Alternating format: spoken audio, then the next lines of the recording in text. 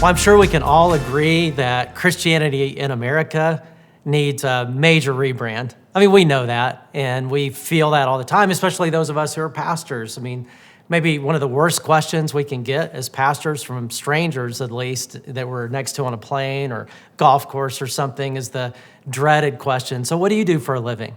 Right? Because it just shuts down the conversation if we answer honestly, which often at least tempts me to answer dishonestly with almost anything, like maybe even axe murder or something like that, because at least that would, elicit some curiosity, like, well, how did you get into that line of work? Or what kind of axe do you use? Or, something other than pastor, which just shuts it down, because what do you do with that?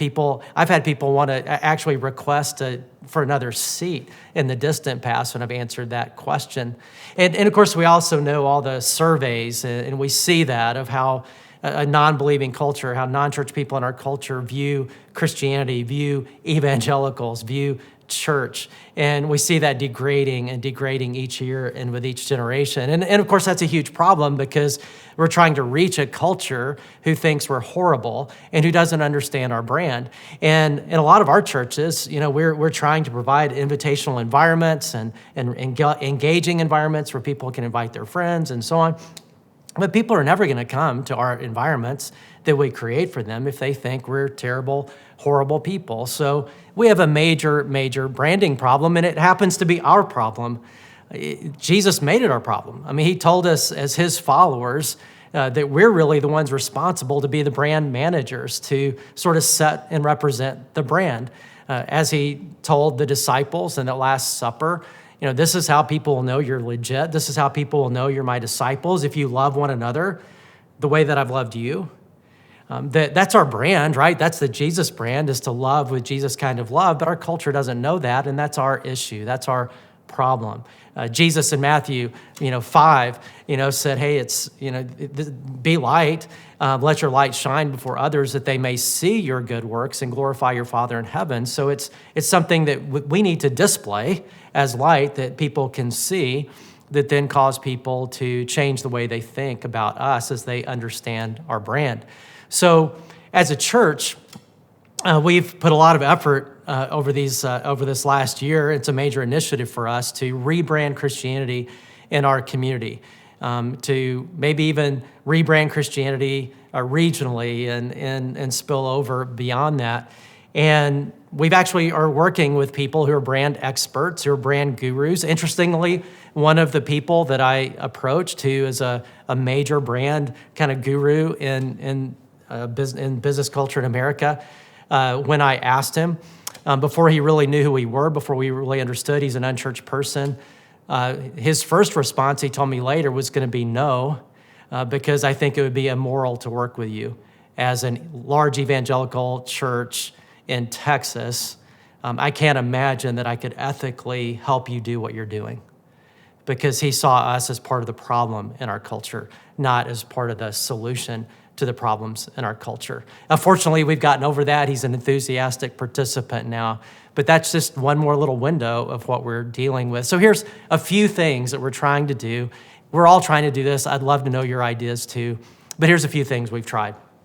So one of those was a major initiative called #LoveDoesTheUnexpected, which was just trying to demonstrate unexpected love in unexpected places, meaning where are the people who think we hate them, who think that we're somehow enemies to them, or we see them that way.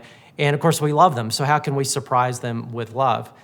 And so we just thought, well, who are those groups of people? Because we wanted to empower our people independently to just begin to love in unexpected ways, unexpected scope, or unexpected recipient that caused people to say, why would you do this for me?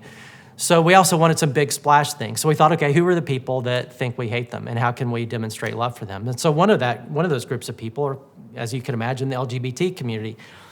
And one of the ways we found the best way to demonstrate love wasn't actually to serve that community, but to serve alongside them with something we both care about. And that turned out to be the AIDS Services of Dallas, which is an organization dedicated to helping people in the last stages of HIV/AIDS. And virtually everybody who volunteers there and on staff there in the LGBT community. We were the first evangelical, scary word, church to to come alongside them in a helpful way. And as you can imagine, they had to vet us. They were really nervous about us because they didn't want their people hurt. And it took us a while to convince them that, no, we just love people and we want to help. And that's been a huge partnership for us. But it helped our church understand, oh, that's what we're talking about. Another group of people were criminals, people who had been charged with crimes, who, with the injustices and the problems in the bail system. If you're poor, we decided, hey, we can just raise a bunch of money. It was controversial for a church for a while until they understood it, but and we can raise a bunch of money and just start a revolving bail fund and pay people's bail. And so we do that for nonviolent crimes. We set aside that. We're working with an organization to help us do that, even working with our DA to do that. But again, that's a surprising thing. Like, you would pay for my bail? Like, you would care for me? And again, just unexpected love in unexpected places. And then we try to just turn people loose and giving money for the best ideas for unexpected love in unexpected places.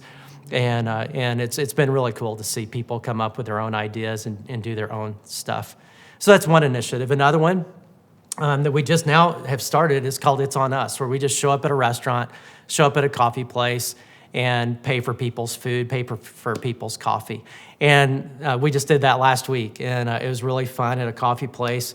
And really our messaging there is just, hey, we're in a pandemic, life is difficult, it's not much good news going on right now, and we just want to make your day a little bit brighter. We just want to say, hey, we're for you, we're on your team, we're cheering you on, and we hope that just buying coffee or buying some food might be an encouragement to you today, because we think you're pretty awesome.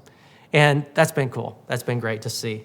In this last season, the racial things that are going on, maybe you could call it a new civil rights movement. I mean, that's our issue, right, as Jesus people. I mean, that's a gospel issue. And so I think we should be on the front end of that issue, the leading edge of racial reconciliation and unity and empathy. And therefore, it's been a great way to kind of take the high road and just take leadership in our community, at the great surprise of a lot of non-church people in our community, to say, wow, you're actually involved in a positive way when it comes to race, and you actually care, has been a huge thing for us.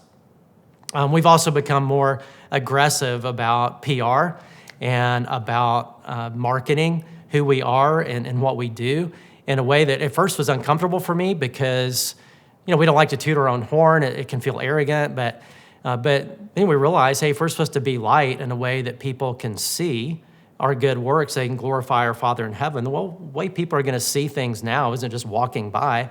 It's going to be through media. It's going to be through social media. So we need to unapologetically do good works in ways that people can see and maybe glorify our Father in heaven. And so we're working with people who are experts in that to try to get better and better. Because ultimately it's on us, right, to rebrand Christianity in our culture. And if we don't, no matter how good our environments are, we're going to lose a generation.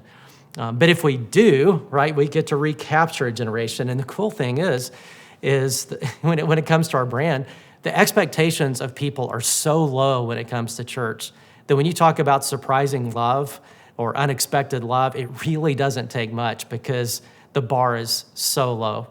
So I would love to know how you're finding ways to do the same thing, just as we are, because again, we all know we need a major rebrand of Christianity, and it's our responsibility to figure out how to do it.